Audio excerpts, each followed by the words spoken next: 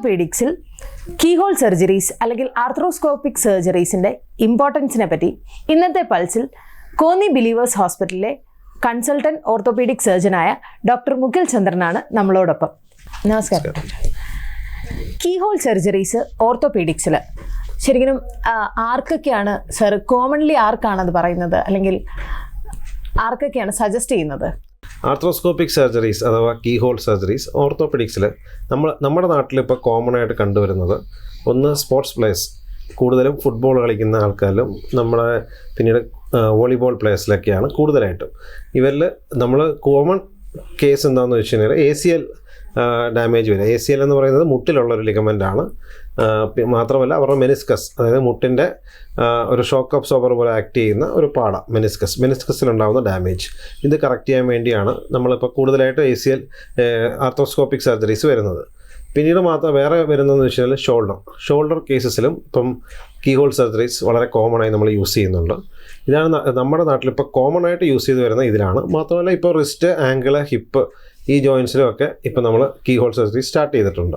ഇതിൽ നമുക്ക് കോമൺ ആയിട്ട് വന്നുകൊണ്ടിരിക്കുന്ന കേസസ് എന്ന് പറയുന്നത് ഫുട്ബോൾ ഈ പ്ലേയേഴ്സിൽ മാത്രമല്ല, ആക്സിഡൻറ്റ് കേസസ് ഉണ്ട്. ചിലർ സ്ലിപ്പ് ആൻഡ് ഫോൾ വീണിട്ട് വരുന്ന പേഷ്യൻസും ഒക്കെ ACL പ്രോബ്ലംസും മെനിസ്കൽ ഇഞ്ചറീസ് കാണാറുണ്ട്. ഇപ്പോൾ ACL ആണെന്നുണ്ടെങ്കിൽ ഫുള്ളി ടയർ ആണെങ്കിൽ MRI അനുസരിച്ചാണ് ആദ്യം ക്ലിനിക്കൽ എക്സാമിനേഷൻ ചെയ്യും. അതിനുശേഷം നമ്മൾ MRI നോക്കും. MRIയിൽ എന്താണ് പറഞ്ഞിരിക്കുന്നത്, അതായത് ഇപ്പോൾ ACL ഡാമേജ് ഫുള്ളി ടയർ ആണോ, ഫുൾ ടയർ ആണെങ്കിൽ നമ്മൾ ACL റീകൺസ്ട്രക്ഷൻ ചെയ്യുക, മെനിസ്കസ് ഡാമേജ് ആണെങ്കിൽ അതിനെ റിപ്പയർ ചെയ്യുക. ഇതൊക്കെയാണ് ഇതിൻ്റെ ട്രീറ്റ്മെൻറ്റ്സിൽ വരുന്നത്. ഷോൾഡറിലും ഷോൾഡറിൻ്റെ മസിൽസിലുണ്ടാകുന്ന ഡാമേജ് റൊട്ടേറ്റർ കഫ് ഇഞ്ചറീസ് എന്ന് പറയും.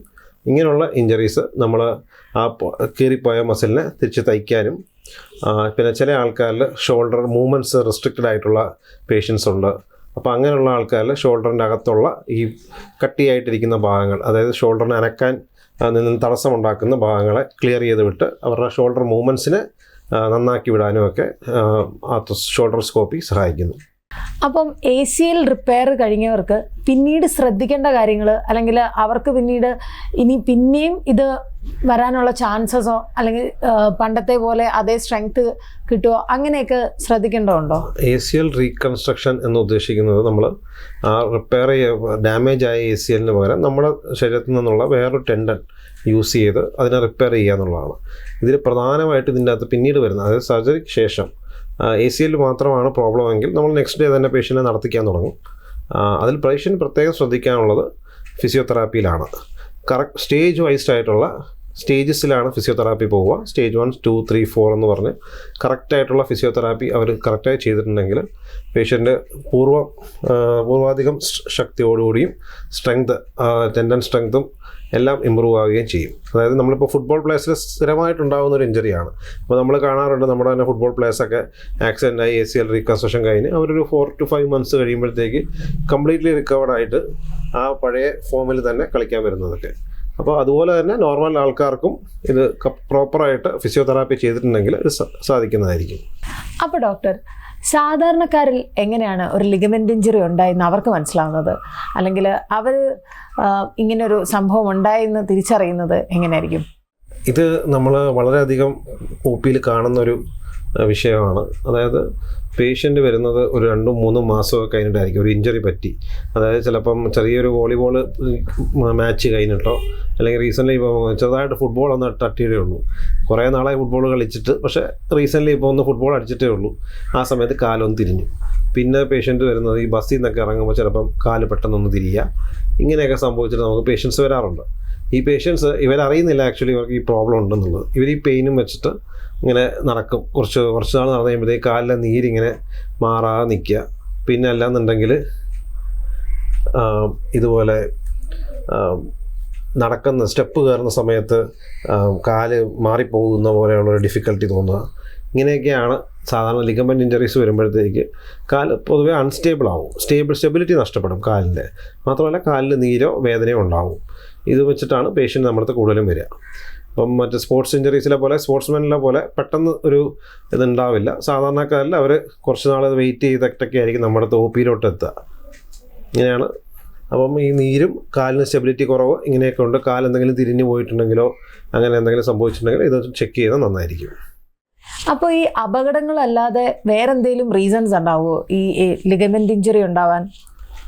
ഉണ്ട്. നമുക്ക് റീസെൻ്റ്ലി ഇപ്പോൾ ഒരു കേസ്, അതായത് ഗൾഫിൽ വർക്ക് ചെയ്യുന്ന ഒരു നേഴ്സാണ്. അപ്പം പുള്ളിക്കാരിയുടെ ഇതുപോലെ ACL സിസ്റ്റ് ഉണ്ടായിരുന്നു. ACL അകത്തൊരു സിസ്റ്റ് വളരുക. അപ്പം ഇതെന്ത് ചെയ്തു എന്ന് വെച്ച് കഴിഞ്ഞാൽ അവർ അവിടെ തന്നെ ഗൾഫിൽ തന്നെയുള്ളൊരു ഹോസ്പിറ്റലിൽ അവർ ആർത്രോസ്കോപ്പി വഴി കീഹോൾ വഴി ഈ സിസ്റ്റിനെ പൊട്ടിച്ചു മാറ്റി. അപ്പം അങ്ങനെ വരുന്ന സാഹചര്യത്തിൽ എന്ത് പറ്റുമെന്ന് വെച്ച് കഴിഞ്ഞാൽ ACL സ്ട്രെങ്ത് നഷ്ടപ്പെടുകയും പിന്നീട് അത് അവർ കുറച്ച് നടന്നു കഴിയുമ്പോഴോ അല്ലെങ്കിൽ സ്ട്രെയിൻ വന്നു കഴിയുമ്പോഴോ അത് ACL പിന്നീട് ഡാമേജ് ആവുക, റപ്ചർ ആവുകയും ചെയ്യും. ഇങ്ങനെ കേസസ് വരാറുണ്ട്. അതായത് ACL മ്യൂക്കോയിഡ് ഡീജനറേഷൻ എന്ന് പറയും. അതായത് ഈ സിസ്റ്റ് വന്നിട്ടുള്ള അല്ലെങ്കിൽ ഒരു ഡീജനറേഷൻ, ഇങ്ങനെയുള്ള കേസുകളിലും നമ്മൾ സാധാരണ റീകൺസ്ട്രക്ഷൻ ചെയ്യുകയും ഇത് ചെയ്യാറുണ്ട്. അപ്പോൾ എന്താണ് ശരിക്കും പറഞ്ഞാൽ ഈ ACL റീകൺസ്ട്രക്ഷൻ? അതിന് എന്തെങ്കിലും പ്രത്യേകമായ ചലഞ്ചസ് നിങ്ങൾ ഡോക്ടേഴ്സ് ഫേസ് ചെയ്യുന്നുണ്ടോ? ACL റീകൺസ്ട്രക്ഷൻ എന്ന് ഉദ്ദേശിക്കുന്നത് നമ്മൾ ഡാമേജ് ആയിപ്പോയ ഈ ACL ലിഗമെൻറ്റിനെ കീഹോൾ വഴി ക്യാമറയിലൂടെ ഇതിൻ്റെ അറ്റാച്ച്മെൻറ്റ്സും ഇതിൻ്റെ അനാറ്റമിയൊക്കെ നോക്കിയിട്ട് അതിനെ നമ്മൾ ക്ലിയർ ചെയ്യും. ആ ഡാമേജ് ആയിരിക്കുന്ന ഭാഗം ക്ലിയർ ചെയ്യും. പുതിയൊരു ACL ടെൻഡൻ നമ്മുടെ ശരീരത്തിൽ നിന്ന് തന്നെ വേറെ ചില മസിൽസിൽ നിന്ന് എടുത്തിട്ട്, ഇപ്പം ലേറ്റസ്റ്റ് ആയിട്ട് അങ്ങനെ തന്നെ എടുക്കണമെന്നില്ല, നമുക്ക് അല്ലോഗ്രാഫ്റ്റ് എന്ന് പറയും, അതായത് വേറെ ഗ്രാഫ്റ്റായിട്ട് കിട്ടാറുണ്ട്. പക്ഷേ ചിലപ്പോൾ നമ്മൾ നമ്മുടെ ബോഡിയിൽ നിന്ന് തന്നെ എടുക്കാം. നമ്മൾ യൂഷ്വലി നമ്മുടെ ബോഡിയിൽ നിന്ന് തന്നെയാണ് എടുക്കുന്നത്. അല്ല, ഇപ്പോൾ പുതിയതായിട്ട് നമുക്ക് അല്ലോഗ്രാഫ്റ്റ് അവൈലബിൾ ആണ്. പക്ഷേ എക്സ്പെൻസീവ് ആയിരിക്കും എന്നേ ഉള്ളൂ. അപ്പം അങ്ങനെയും ചെയ്യുന്നുണ്ട്. അപ്പം ഈ രീതിയിൽ ACL പകരം പുതിയൊരു ACL ഇട്ട് റിപ്പയർ ചെയ്യുക എന്നുള്ളതാണ് ACL റീകൺസ്ട്രക്ഷൻ എന്ന് പറയുന്നത്. ഇത് കീഹോൾ വഴിയാണ് ചെയ്യുന്നത്. ഇതിൽ വേറെ ചലഞ്ചസ് ഒന്നുമില്ല. പഴയ ACL അതേ പൊസിഷൻ തന്നെ നമ്മൾ മാക്സിമം അറ്റൈൻ ചെയ്യാൻ ശ്രമിക്കണം. ഇതാണ് ഇതിൽ കൂടുതലായിട്ടുള്ളത്. പിന്നീട് ഇതിൻ്റെ ചലഞ്ചസ് വരുന്നതെന്ന് വെച്ച് കഴിഞ്ഞാൽ ആഫ്റ്റർ സർജറി പേഷ്യൻറ്റിൻ്റെ റിക്കവറി ടൈമാണ് കൂടുതലും.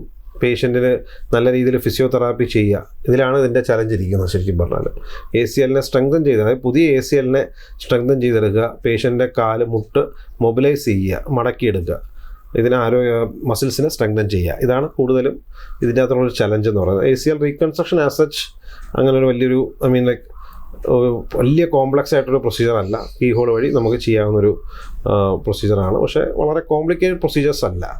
അതേസമയം അതിൻ്റെ ഫിസിയോതെറാപ്പി ആയിരിക്കും പേഷ്യൻ്റ് കൂടുതൽ ഊന്നൽ കൊടുക്കേണ്ടത്. അപ്പം ഞാൻ കണ്ടിട്ടുണ്ട് പല പേഷ്യൻസ്, ഒരുപാട് പേഷ്യൻസ് ഇതുപോലെ ACL സർജറി അഡ്വൈസ് ചെയ്യപ്പെട്ട പേഷ്യൻസ് സർജറിയോടുള്ളൊരു പേടി കാരണം ഇത് ചെയ്യാതിരിക്കുക. അപ്പോഴത്തേക്ക് ഇത് ചെയ്യാതിരുന്ന് പിന്നീട് അവരുടെ മുട്ടിൻ്റെ കണ്ടീഷൻ വളരെ മോശമാവുകയും അവർ നടക്കാൻ ബുദ്ധിമുട്ടുന്നതൊക്കെ നമ്മൾ കാണുന്നുണ്ട്. അത് പേഷ്യൻസ് കൂടുതലും പേര് ഈ ഒരു സർജറിക്ക് വിധേയരാവാൻ തയ്യാറാവാത്തത് കൊണ്ടാണ് ഇങ്ങനെ സംഭവിക്കുന്നത്. പക്ഷേ ACL റീകൺസ്ട്രക്ഷൻ ചെയ്ത പേഷ്യൻസിനെല്ലാം നല്ല റിസൾട്ട്, സർജിക്കലി നല്ല റിസൾട്ട് കിട്ടുന്നുണ്ട്. അവരുടെ ഭാവിയിൽ തേയ്മാനം വരാനുള്ള സാധ്യതകളൊക്കെ വളരെയധികം കുറയുകയും ചെയ്യും. അതേസമയം ACL റീകൺസ്ട്രക്ഷൻ നടത്തിയിട്ടില്ല എന്നുണ്ടെങ്കിൽ പിന്നീട് മറ്റ് ലിഗമെൻറ്റ്സിന് ഡാമേജ് ഉണ്ടാവുകയും പെട്ടെന്ന് തേയ്മാനത്തിലോട്ട് മുട്ട് പോവുകയൊക്കെ ചെയ്യും. അപ്പോൾ എല്ലാ സർജറീസും ഈ പറയുന്ന പിറ്റേ ദിവസം തന്നെ പേഷ്യൻറ്റിന് നടക്കാൻ പറ്റുമോ? ACL റീകൺസ്ട്രക്ഷൻ മാത്രമാണ് ചെയ്യുന്നതെങ്കിൽ നെക്സ്റ്റ് ഡേ തന്നെ നമ്മൾ വെയിറ്റ് ബെയറിംഗ് സ്റ്റാർട്ട് ചെയ്യാറുണ്ട്. അതേസമയം ചില സമയങ്ങളിൽ ACL കൂടെ മെനിസ്കൽ ഇഞ്ചറിയും കൂടെ ഉണ്ടാവും. മെനിസ്കസ് എന്ന് പറഞ്ഞാൽ ഞാൻ പറഞ്ഞു, നമ്മുടെ മുട്ടിനിടയ്ക്കുള്ളൊരു ഷോക്ക് അബ്സോർബർ പോലത്തെ പാട പോലത്തെ ഒരു സാധനമാണ്. അപ്പോൾ ഈ മെനിസ്കൽ റിപ്പയർ ചെയ്തിട്ടുണ്ടെങ്കിൽ യൂഷ്വലി നമ്മൾ 6 ആഴ്ച കഴിഞ്ഞിട്ട് വെയിറ്റ് ബെയറിംഗ് സ്റ്റാർട്ട് ചെയ്യുള്ളൂ. അതിനിടയ്ക്ക് നമ്മൾ കാല് മടക്കാനുള്ള ആദ്യത്തൊരാഴ്ച ഒരു 30 ഡിഗ്രി, പിന്നീട് 60 ഡിഗ്രി, 90 ഡിഗ്രി, അങ്ങനെ കാല് മടക്കാനുള്ള കാര്യങ്ങളാണ് ചെയ്യുക. ഓർത്തോപീഡിക്സിലെ കീഹോൾ സർജറീസിനെ പറ്റി നമുക്ക് ഇത്രയും വിശദമായിട്ട് പറഞ്ഞു തന്ന മുഖിൽ സാറിനോട് താങ്ക് യു സർ.